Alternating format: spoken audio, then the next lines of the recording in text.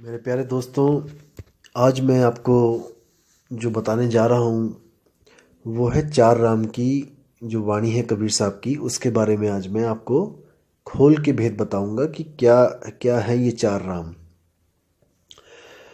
और उससे पहले मैं आपको बता दूं कि मुझे काफ़ी ईमेल्स आ रही हैं जो सुन से कैसे ये दुनिया प्रकट होती है और सुन कैसे प्रकट होता है, ये कौन सी भूल है जिससे ये सुन्न बन गया। ये सब मैं आपको ज़रूर बताऊंगा दोस्तों, हर एक चीज़ क्लियर करूंगा। लेकिन अभी वो समय नहीं आया है, मैं बहुत जल्दी आपको बताऊंगा, आप पूरा विश्वास रखिए। लेकिन अभी क्या है कि अभी कुछ स्वयंभू जो संत महात्मा बने हुए हैं, अभी उनसे सवाल जवाब पूछे जा रहे हैं। कई लोगों ने मुझे मेल करी है कि हम अपने गुरु से सवाल कर रहे हैं और वो गुरु इसका जवाब देने में असमर्थ है। वो गुरु उनको ये नहीं बता पा रहा है कि ये सुन कैसे प्रकट हो गया। जब आत्मा ही आत्मा थी शुरू में, आत्मा ही आदि और आत्मा ही अंत है, तो ये सुन कहाँ से आ गया?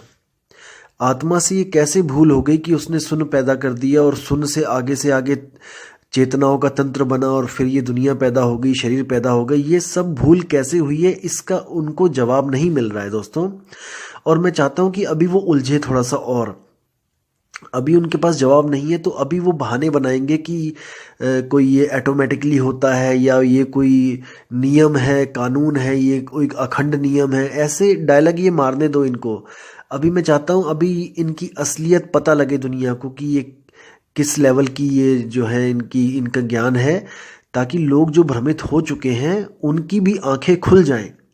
जो इनके पीछे लग गए हैं गलती से, जो भूल से इनके पीछे लग गए हैं, उनकी भी आंखें खुले, इनसे सवाल जवाब हो। मैं अभी ये चाहता हूं, इसलिए अभी मैं इसका उत्तर नहीं दूंगा आपको, लेकिन आप यकीन रखना कि बहुत जल्दी इसका मैं उत्तर दूंगा आपको। तो आज जो कॉन्सेप्ट है वो है हमारा चार राम का। जैसे कबीर साहब की वाणी है, एक राम दशरथ का बेटा, एक राम घट घट में बैठा, एक राम का सगल पसारा, एक राम तीनों से न्यारा। ये वाणी दोस्तों ऐसी है कि आप अगर इस वाणी का अर्थ अलग अलग गुरुओं के पास जाके भी देखोगे तो सब ने अपने अपने मत के अनुसार आपको गुमराह करने की कोशिश की है। आप इंटरनेट पे भी अगर, यूट्यूब पे भी अगर डाल के देखोगे चार राम, तो आपको अलग अलग चीज़ें मिलेंगी, अलग अलग वाणियों का अर्थ मिलेगा। और कई स्वयंभू जो आत्मज्ञानी है वो उन्होंने तो बिल्कुल ही वाणी का मतलब कि बिल्कुल ही खत्म ही कर दिया उनका। इतना मनमुखी, इतना मनगढ़ंत जो अर्थ किया है कि लहरा बदना पंजाबी में कहते हैं कि भगवान ही रखवाला है उनका। तो कि वो क्या कर रहे हैं समाज के साथ, भक्तों के साथ क्या कर रहे हैं। तो आज मैं आपको हर चीज़ क्लियर करूंगा कि आखिर ये चार राम की कहानी है क्या। तो दोस्तों वाणी ऐसे है कि एक राम दशरथ का बेटा, यानी कि जो पहला राम है वो है शरीर। दशरथ के बेटे को आप शरीर के द्वारा जान पाओगे। जैसे धनुष बाण उठा रखे उन्होंने कंधे पे, पीले वस्त्र धारण कर रखे हैं, बड़ी जटाएं जो हैं जूड़ा बना रखा है, और जो है अपना तिलक लगा के अपना धोती पहन रखी है। तो वो है एक राम, फर्स्ट राम जो दशरथ का बेटा है। और जो दूसरा राम है वो है घट घट में बैठा। जो दूसरा राम है वो है आत्म राम, जो सुरती के साथ, सुरती के रूप में हर घट में विराजमान है, जिसकी वजह से हर घट चल रहा है। हर घट चल रहा है यानी कि उस घट को शक्ति कौन दे रहा है? वो आत्म राम। वो मन को भी शक्ति दे रहा है और वो तन को भी शक्ति दे रहा है। एक राम का सगल पसारा। ये जो तीसरा राम है ये कौन है? इसी को हम मन राम कहते हैं, इसी को हम ब्रह्म राम कहते हैं, इसी को हम निरंजन राम कहते हैं, जिसका ये सकल पसारा है। सकल यानी कि सारी सृष्टि जितनी भी है, जितने भी अनंत लाख लोक, अनंत करोड़ों जो लोक हैं, जितने भी लोक हैं, वो सब इसी का पसारा है। यही वो मन है जो सूक्ष्म से सूक्ष्म भी है और विराट से विराट भी है। तो इसी जो तीसरे राम का सकल पसारा है, इसी को हम कहते हैं ब्रह्म।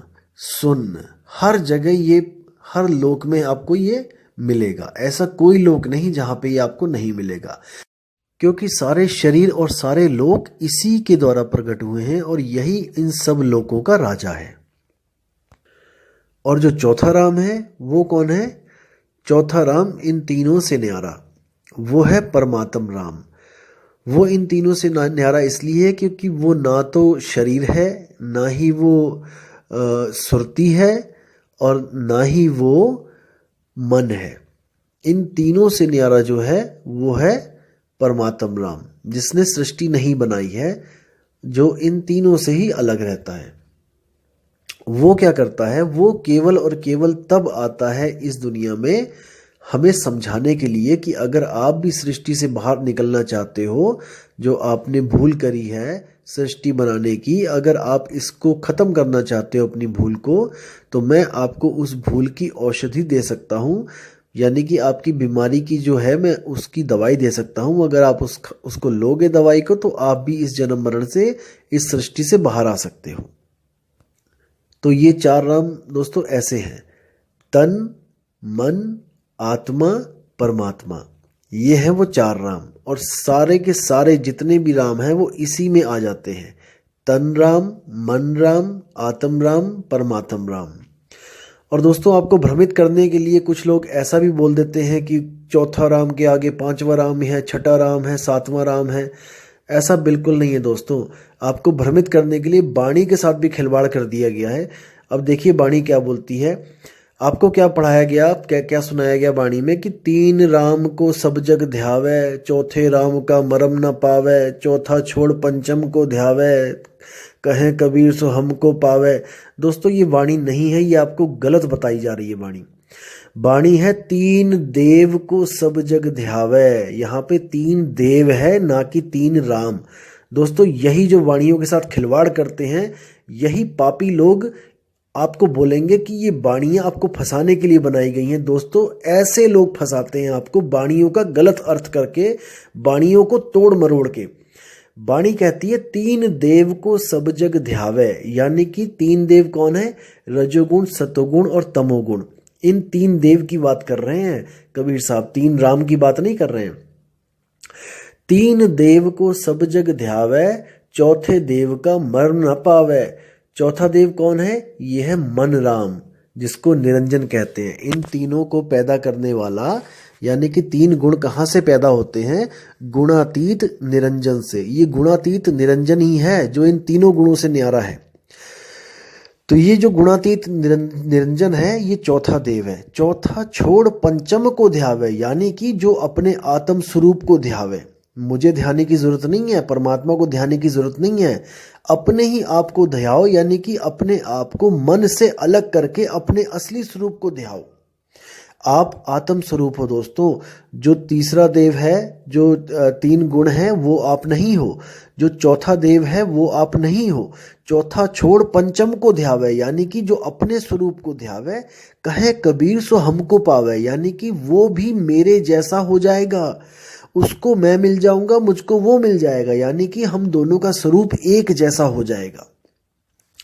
दोस्तों कबीर साहब हमारे पास अपनी पूजा करवाने के लिए नहीं आते हैं, मैं फिर बोल रहा हूं आपको। वो केवल और केवल हमें हमारा ही स्वरूप दिखाने के लिए आते हैं, हमें हमारा ही स्वरूप बताने के लिए आते हैं कि हम आखिर हैं कौन। जैसे आपको मैं एक छोटी सी कहानी बताता हूं, आप बहुत समझदार हैं, आप समझ जाएंगे, छोटी सी बात है। एक बार क्या होता है कि एक शेरनी गर्भवती होती है और वो शिकार के पीछे भाग रही होती है, और भागते भागते भागते एकदम छलांग मारती है, और उसका बच्चा उस छलांग के बीच में ही होके जमीन पे आ गिरता है, और वो शिकार के पीछे भागती चली जाती है, काफी दूर चली जाती है। इतने में क्या होता है, उसी रास्ते से एक गडरिया आ रहा होता है भेड़ों के साथ। तो वो देखता है कि अरे शेर का बच्चा रास्ते में पड़ा है, तो वो उठा के उसको ले चलता है, अपने साथ ले जाता है। दोस्तों वो उसको भेड़ों के साथ ही पालने लग जाता है। जैसे वो भेड़ों को डंडा मारता होता है, वैसे ही उस शेर के बच्चे को भी मारना शुरू कर देता है। अब वो शेर का बच्चा छोटा होता है, डंडे की चोट ज्यादा लगती है, तो वो भी बेचारा डर डर के जीने लग जाता है, भेड़ों के साथ घास चरने लग जाता है और गडरिये से डरने लग जाता है। दोस्तों ऐसे ही समय बीतता जाता है और वो शेर भेड़ों के साथ ही घास चरता चरता बड़ा हो जाता है, और गडरिया उसको फिर भी डंडे मारता रहता है, और वो भेड़ों की तरह डर के इधर उधर भागने लग जाता है गडरिये से। दोस्तों फिर क्या होता है, एक दिन वही उसकी माँ एक दिन आती है वापस जब जंगल में तो देखती है कि भेड़े भेड़े काफ़ी भेड़े वहाँ चर रही होती हैं, तो वो सोचती है कि शिकार किया जाए किसी एक भेड़ का। तो वो जब भेड़ों पे ताक रखती है, जब उसका ताड़ती है उनको, तो देखती है तो बीच में एक शेर भी घास चर रहा होता है। बहुत हैरान हो जाती है, बहुत परेशान हो जाती है कि बताओ ये भेड़ों के बीच में शेर घास चल रहा है, ये तो हमारे हमारे कुल का, जिसको कहते हैं हमारी जो जात है, उसको कलंक लग गया। ये तो हमें बदनाम करवा दिया इसने, कि बताओ शेर भी भेड़ों के बीच में घास चल रहा है।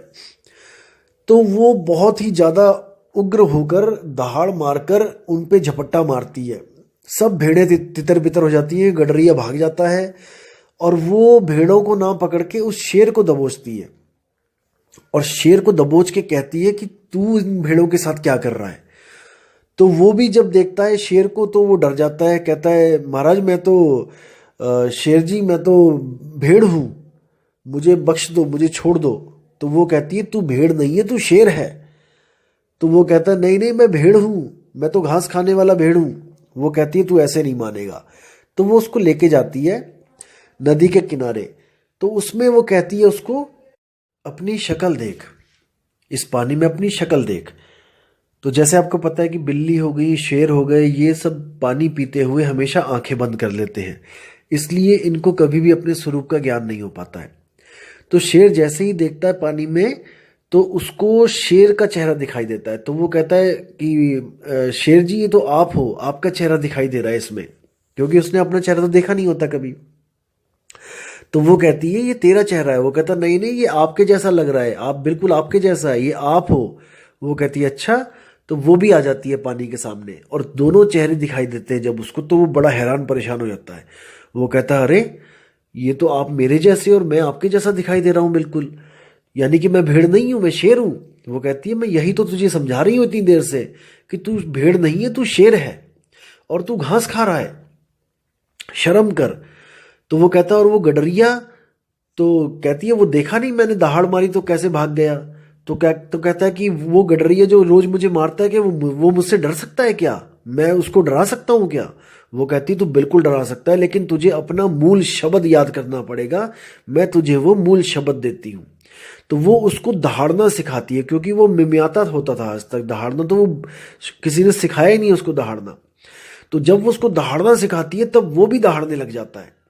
और जब वो दहाड़ता है तो उसको एक अलग अनुभूति होती है कि मैं असल में एक शेर हूं। तब वो क्या कहता है, अच्छा अब मैं जाता हूं और मैं अब गडरिये को देखता हूं कहां पे है वो जिसने मुझे आज तक गुलाम बना के रखा। तो जैसे ही वो जाता है शेर अकेला वहां पे, तो गडरिया देखता है, वो पहचान जाता है, कहता है ये तो अपना वाला ही शेर है। तो वो कहता है चलो शुक्र है दूसरा वाला शेर नहीं आया, ये तो हमारे वाला ही है, ये तो डंडे खा खा के ये तो भेड़ बना रखा है मैंने। तो जैसे ही वो जाता है वहां पर, तो गडरिया फिर डंडा लेके आके उसको काबू में करने के लिए आता है। जैसे ही तो वो एक दहाड़ मारता है, तो गडरिया दहाड़ सुनते ही फिर से दोबारा भागने लग जाता है और क्या बोलता है कि अरे बाप रे, इसने अपने स्वरूप को प्राप्त कर लिया है, ये जान चुका है कि ये शेर है, अब मेरी दाल इसके आगे नहीं गलेगी, अब इस पे मेरा जोर नहीं चलेगा, क्योंकि इसने अपने खोए हुए स्वरूप को प्राप्त कर लिया है। दोस्तों बिल्कुल यही वो कहानी है जो हमारे साथ बीती जा रही है। हम असल में शेर हैं, लेकिन हम भेड़ों के साथ रहते हैं और हम इंद्री रूपी भेड़ों के साथ रह रहे हैं और घास रूपी हम जो है विषय खा रहे हैं, विषयों को हम भोग रहे हैं घास रूपी। असल में हमारा जो आहार है वो हमारा कुछ और है, हमारा स्वरूप है वो हमारा कुछ और है, हमारी जो जात है वो हमारी कुछ और है। हम इन नकली जात पात में, इन नकली इंद्रियों के सुखों में हम भटक रहे हैं। असल में हमारा स्वरूप शब्द स्वरूपी है, यानी कि हम आत्म स्वरूपी हैं, लेकिन हम गलती से अपने आप को मन समझ रहे हैं। वो गडरिया ही मन है जो आत्मा रूपी इस शेर को, जिसने भेड़ बना के रखा हुआ है। जब हम अपने स्वरूप को प्राप्त कर लेते हैं तो ये गडरिया हमसे आगे आगे भागा फिरता है, हमें सलाम ठोकता है। जैसे कबीर साहब ने कहा है कि जब कोई भी जीव को सतनाम मिल जाएगा तो काल माथा नवाएगा। जही विधि सार शब्द गहे हाथा, तही विधि काल नवावे माथा।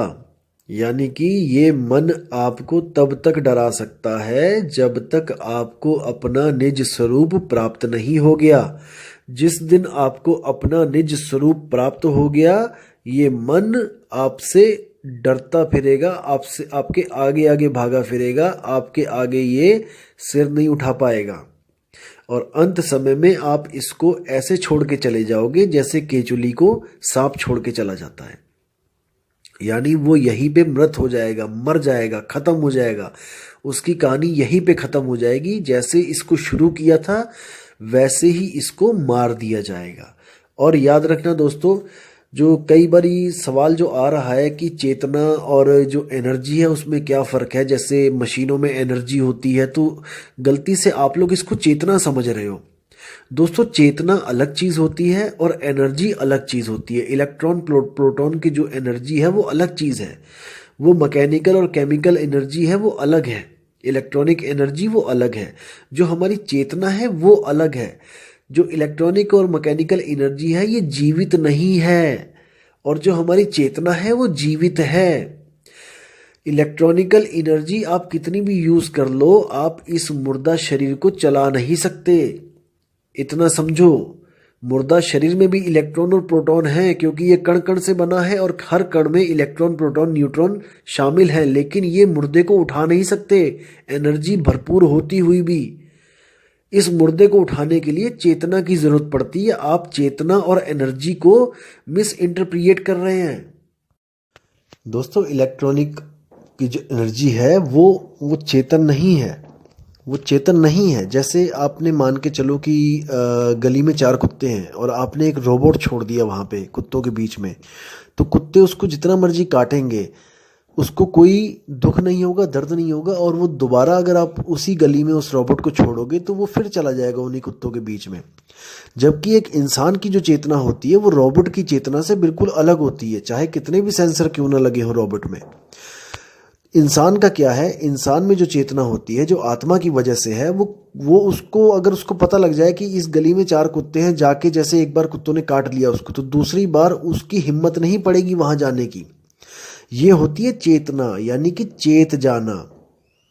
एक मशीन नहीं चेत सकती है, ये इंसान चेतता है। इंसान की जो चेतना होती है वो इससे खबरदार करती है, और जिस गली में उसके साथ ऐसा हो गया होता, अगली बार वहां जाने की हिम्मत भी नहीं करती है।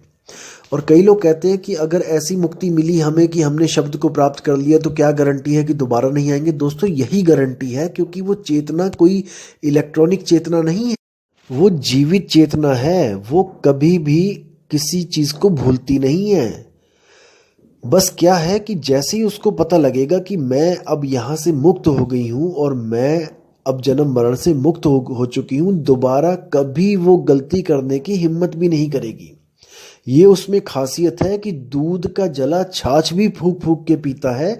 इसी तरह वो चेतना को भी हमेशा चेतन रहेगी कि मुझसे एक बार गलती हुई थी, मैंने अब दोबारा ये गलती कभी नहीं करनी है। एक बार तो बड़ी मुश्किल से जान छूटी है मेरी। दोस्तों, वो गलती से भी कभी दोबारा इस ब्रह्म को पैदा करने की गलती नहीं करेगी। ये लिख के ले लो, गारंटेड है। क्या कुछ नहीं कर रहे हैं हम मुक्ति के लिए, और अगर हमें मुक्ति मिल जाए तो हम दोबारा क्या इस जेल में आएंगे। एक तोता आपने देखा होगा, बहुत चूरी खाता है, पिंजड़े में बैठ के सब कुछ खाता है जो आप देते हो, लेकिन अगर एक बार उड़ जाए दोस्तों, दोबारा कभी उस पिंजड़े में नहीं आता। आप कितनी भी चूरी डाल डाल के रख लेना वहां पे, याद रखना इस बात को। एक बार जो तोता उड़ गया वो वापस कभी नहीं आता है, क्योंकि उसको पता होता है कि मैंने कैसे जेल में दिन काटे हैं। यही चेतना होती है दोस्तों, इसी को चेतना कहते हैं। इसी को कबीर साहब कहते हैं, नलनी के सुगना तोहे कौन पकड़ी, कि हे नलनी के सुगना तुझे कौन पकड़ेगा, तू तो खुद गुलाम हुआ पड़ा है यहाँ पे। आजा, तुझे मैं रास्ता बताता हूँ निकलने का, और ऐसा निकलना कि दोबारा गलती से भी पीछे की तरफ मत देखना। तो दोस्तों, ये वो बात है, ये जो वो ज्ञान है जो एक आम आदमी किसी को नहीं दे सकता। ये जो ज्ञान है वो परमपिता परमात्मा ही देता है, गुरु रूप में आके देता है, पुरुष रूप में आके देता है। लेकिन वो कभी अपनी पूजा नहीं करवाता, वो आपको आपका ही स्वरूप लखाता है। एक छुड़ाए एक लखाए। आपसे क्या क्या छुड़वा देगी, जितनी भी जड़ वस्तुएं हैं वो आपसे छुड़वा देगा, जिसमें मन भी आता है, तन भी आता है। मन भी जड़ है तन भी जड़ है, मन ही तन है तन ही मन है, दुविधा में हैरान। कबीर साहब की वाणी है कि मन ही तन है। कैसे है? अगर आपका मन खुश है तो आपका तन भी खुशी खुशी, आपको चेहरा खिला खिला दिखाई देगा। अगर आपका मन दुखी है तो आपका चेहरा भी मुरझाया मुरझाया दिखाई देगा। यानी कि ये दोनों एक दूसरे के प्रतिबिंब हैं, एक ही सिक्के के दो पहलू हैं ये मन और तन, और इसी में सारी दुनिया उलझी हुई है। तो कबीर साहब मन को और तन को दोनों को छोड़ने के लिए कहते हैं कि मन को भी छोड़ दे तन को भी छोड़ दे, फिर क्या बचा? तू बचा आपे आपे आप रहेला। कबीर साहब कहते हैं कि तू खुद ही अकेला ही रहेगा, आपे आप रहेला, ना कोई गुरु ना चेला। उस अवस्था को प्राप्त करके गुरु चेले की मर्यादा भी खत्म हो जाती है, गुरु चेले का जो डिफरेंस होता है वो भी खत्म हो जाता है, चेला गुरु बन जाता है, गुरु चेला बन जाता है। इसी बात के लिए गुरु नानक देव के जो ग्रंथ हैं, गुरु ग्रंथ साहब में, उसमें भी लिखा है आपे गुरु आपे चेला। यानी आत्म स्वरूप में पहुंचने के बाद कोई भी गुरु और चेले का भेद नहीं रहता है, वो दोनों एक ही लेवल पे पहुंच जाते हैं। जब तक हम जीव रूप में रहते हैं तब तक हम चेला होते हैं, जब हम भी आत्म रूप में पहुंच जाते हैं तो हमारे और परमात्मा में कोई भेद नहीं रह जाता है, हम दोनों ही एक लेवल पे आ जाते हैं। तो दोस्तों ये ज्ञान जो है इसको तरीके से समझना पड़ेगा, क्योंकि बिल्कुल अद्भुत ज्ञान है, लेकिन आज तक हमें जो उल्टे पहाड़े पढ़ाए गए थे हमें वो रटा दिए गए हैं, इसलिए वो हमसे छूट नहीं रहे हैं। लेकिन आप एक सिरे से अगर शुरुआत से शुरुआत करोगे तो आपको हर चीज़ बिल्कुल सीधी सीधी दिखाई देगी, बिल्कुल साफ साफ दिखाई देगी, और रास्ता बिल्कुल सीधा दिखाई देगा। क्योंकि आज तक हमें जितने भी रास्ते पकड़ाए गए जलेबी की तरह सीधे पकड़ाए गए हैं दोस्तों, लेकिन इस बार मैं आपसे वादा कर रहा हूं और आपको विश्वास दिला रहा हूं कि ये रास्ता बिल्कुल सीधा है, ये जलेबी वाला सीधा रास्ता नहीं है, ये बिल्कुल सीधा रास्ता है। तो दोस्तों विदा चाहूँगा आपसे, और अगली बार आपको मैं और भी अच्छे जो हैं कबीर साहब की वाणियाँ जो बहुत ही ज्ञानवर्धक, बहुत ही ज़्यादा साफ से रास्ता बताने वाली हैं वो लेके आऊँगा, और आपके जो विवेक है उसमें वृद्धि करूँगा। इसलिए दोस्तों अपना विवेक लगाते चले, क्योंकि विवेक ही आपका एक ऐसा साथी है जो आपका हमेशा साथ निभाएगा। अगर आपने विवेक लगाना छोड़ दिया दोस्तों तो आप यहीं पे लूटे जाओगे और पता नहीं कौन कौन आपको लूट लेगा। इसलिए दोस्तों हमेशा अपने विवेक को काम पे लगाए रखो, अपनी बुद्धि के घोड़े दौड़ाए रखो, और इन वाणियों को बार बार सुनते रहो, ताकि आपको हर बार कोई नई चीज़ मिले जिससे आप कुछ नया ज्ञान प्राप्त करो। और आपसे रिक्वेस्ट है कि इन ऑडियोज़ को आप अपने चाहने वालों के लिए भेजो, अपने भाइयों को भेजो, अपने दोस्तों को भेजो, ताकि किसी की भी जो खोज है परमात्मा के लिए, अपने स्वरूप को प्राप्त करने के लिए, वो पूरी हो सके और वो भी जन्म मरण से बाहर निकल सके। दोस्तों इसमें अपना योगदान जरूर करें। और दोस्तों मैं आपसे फिर बोल रहा हूँ कि आप किसी के भी साथ जुड़ना चाहें आप जुड़ सकते हैं, कोई बंधन नहीं है आपको कि आप यहीं पे जुड़ें या कहीं पे, जहां आपको विश्वास बनता है आप जुड़ें, लेकिन दोस्तों परख करने के बाद जुड़ें। आप गुरु से जरूर प्रश्न पूछें कि गुरुजी ये सृष्टि बनी तो बनी कैसे? क्या ये सृष्टि बना के बहुत अच्छा किया जिसने भी बनाई है, या बहुत बुरा किया? हम यहाँ पे फंस गए हैं, ये हमारे फंसाने के लिए बनाई गई थी कि कैसे बनाई गई थी? क्या इसको बनाने का मकसद क्या था? क्या इसको बनाए बिना बात नहीं बननी थी? जैसे कई लोग कह देते हैं कि ये ऑटोमेटिकली बनी है और शून्य से सब कुछ प्रकट हुआ है, हम भी शून्य से प्रकट हुए हैं। दोस्तों अगर हम मान के चलो कि हम शून्य से प्रकट हुए हैं तो इसका मतलब हम पहले नहीं थे। विचार करना दोस्तों, जैसे मैं पहले नहीं था, मेरा कोई अस्तित्व नहीं था, मैं एकदम शून्य से प्रकट हो गया। विचार करना दोस्तों, मैं पहले नहीं था और मैं शून्य से प्रकट हो गया, और आज मुझे ये ज्ञान बताया जा रहा है कि तुम दोबारा मर जाओ। मैं मानता हूं कि आज मैं फिर दोबारा मर गया, लेकिन दोस्तों मैं तो पहले भी मरा हुआ था ना। शून्य से प्रकट होने से पहले भी तो मैं मरा हुआ था। जब मैं मरे हुए से फिर जिंदा कर दिया गया, शून्य से प्रकट हो गया, तो अब क्या गारंटी है कि मैं आज अगर मर जाता हूं, ये मन मर जाता है, पूर्णतया मर जाता है, दोबारा पैदा नहीं होगा? क्योंकि शून्य से पैदा होने से पहले भी तो ये मरा ही हुआ था। ये कहाँ था? क्या इसका कोई अस्तित्व था क्या? जब इसका कोई अस्तित्व नहीं था और इसको पैदा कर दिया गया, तो दोस्तों आज भी अगर आप इसका अस्तित्व खत्म कर दोगे तो आप कल को दोबारा पैदा कर दिए जाओगे, क्योंकि वो लोग ये नहीं जानते कि भूल कहाँ पे हो रही है। ये उस भूल को तो प्रकृति का नियम बताते हैं, ये उस भूल को तो अखंड नियम बताते हैं, क्योंकि इनके पास जवाब नहीं है। इनको पता ही नहीं है कि भूल सुधारी कैसे जाए। इसलिए जो चीज़ नहीं पता होती है तो वो कह देते हैं नहीं नहीं ये तो होता ही है, ये तो ऑटोमेटिकली, ऐसा तो होना ही है। तो दोस्तों दोबारा पैदा हो जाओगे। अभी विचार कर लो, ये जन्म बार बार नहीं मिलेगा। भूल को सुधारोगे तभी बात बनेगी, नहीं तो बार बार भूल होती चली जाएगी। दोस्तों विचार करना है, किसी के पीछे ऐसे ही नहीं लग जाना है। बाल की खाल निकालना सीखो। कबीर पंथ का मूल मकसद ही यही होता है कि बिना देखे बिना जांचे किसी को नहीं मानना। जब तक ना देखूं अपनी नैनी और तब तक ना मानूं गुरु की कहनी। ये किसी भी संत महात्मा ने नहीं सिखाया, केवल कबीर साहब ने बताया है कि जब तक अपने ज्ञान से मैं परख ना कर लूं कि गुरु सत्य बता रहा है कि असत्य बता रहा है, मैं किसी को नहीं मानता गुरु। इसलिए दोस्तों विचार करना है, विवेक करना है, सवाल पे सवाल पूछने हैं। सवाल पूछना शिष्य का हक है, और अगर गुरु को नहीं पता है तो वो गोलमोल उत्तर देगा और आपने पकड़ लेना है उसको। तो दोस्तों मैं फिर आपको कहता हूं कि बिना विवेक के आप लुट जाओगे। विवेक को कभी भी मत सोने देना, हमेशा जगाए रखना, बुद्धि के घोड़े दौड़ाए रखना। तो इसी के साथ दोस्तों मैं आपसे विदा लेता हूं, और बहुत ही जल्दी आपको अगली ऑडियो के साथ में आऊँगा, जिसमें मैं सारा क्लियर करूँगा कि शरीरों के कितने गुण होते हैं और आत्मा के क्या गुण होते हैं। जैसे कई लोगों ने आजकल डायलॉग ये रट लिया है कि यहाँ पे 5 शरीर में रहोगे तो 5 गुण मिलेंगे, काम क्रोध लोभ मोह अहंकार। आगे ऊपर आत्मा में चले जाओगे तो नूरी तत्व में चले जाओगे तो 16 मिल जाएंगे, आगे चले जाओगे 64 मिल जाएंगे, आगे चले जाओगे उसके डबल बता देंगे। अरे दोस्तों ये ऐसा नहीं होता है। आप उनसे पूछो कि 16 तो बता दिए तुमने, 16 जो आत्मा के गुण हैं नाम बता दोगे, क्योंकि अनुराग सागर में लिखे हैं 14, 64 के नाम बता के दिखाओ जरा। 64 के बाद जरा 108 के नाम बता के दिखाओ जरा। आप नाम तो बताओ ना। आप ऐसे गिनती गिनाते चले जाओगे, उसका तो अंत ही कोई नहीं है भाई। अगर आप गिनती गिनाते चले जाओगे उसका तो कोई अंत नहीं है कि 16 के ऊपर जाओगे 64 हो जाएगा, 64 के ऊपर चले जाओगे 100 कुछ हो जाएगा, फिर 205 हो जाएगा, फिर 8000 हो जाएगा। दोस्तों नाम तो बताओ, इनको बोलो, इन लोगों से पूछो। आप जो ये गुरु बैठे हुए हैं इनसे पूछो आपकी कौन कौन से गुण होते हैं, जरा हमें बताओ। 25 प्रकृतियां होती हैं, 26वीं बताओ, 26वीं कौन सी होती है बताओ जरा। तो दोस्तों ये गिनतियां गिनना सीख गए हैं और बस गिनतियों में आपको उलझा लेते हैं कि अनंत लोक हैं और इतने लोग हैं। अरे नाम तो बताओ, 100 के तो नाम बता दो। अनंत पुरुष है, तुम 10 के तो नाम बता दो। बताओ जरा कौन कौन से पुरुष किस किस लोक में बैठे हुए हैं। तो दोस्तों ऐसे भ्रमित आपको करने वाले हजारों लाखों मिलेंगे, लेकिन आपने ऐसे भ्रमित नहीं होना है।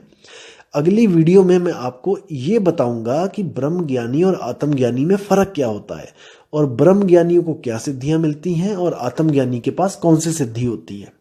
ये जितने भी आत्मज्ञानी लोग कह रहे हैं कि मुझे अनंत लोग दिखाई दे रहे हैं, ये सब झूठ बोलते हैं। आत्मज्ञानी के पास क्या क्या असल में क्या वस्तुएं होती है, मैं आपको अगली ऑडियो में एक एक चीज क्लियर करके बताऊंगा। तो दोस्तों आपसे विदा चाहूंगा अब, और आप विवेक लगाते रहिए दोस्तों, बार बार ऑडियो सुनते रहिए ताकि आपको हर चीज़ समझ में आती रहे। तो इसी के साथ मैं विदा चाहूँगा दोस्तों। जय गुरु बंदी छोड़ कबीर साहिब, जय गुरु बंदी छोड़ मदन साहिब, जय जय गुरु बंदी छोड़ वैराग साहिब की सदा ही जय हो। साहिब बंदगी सतनाम।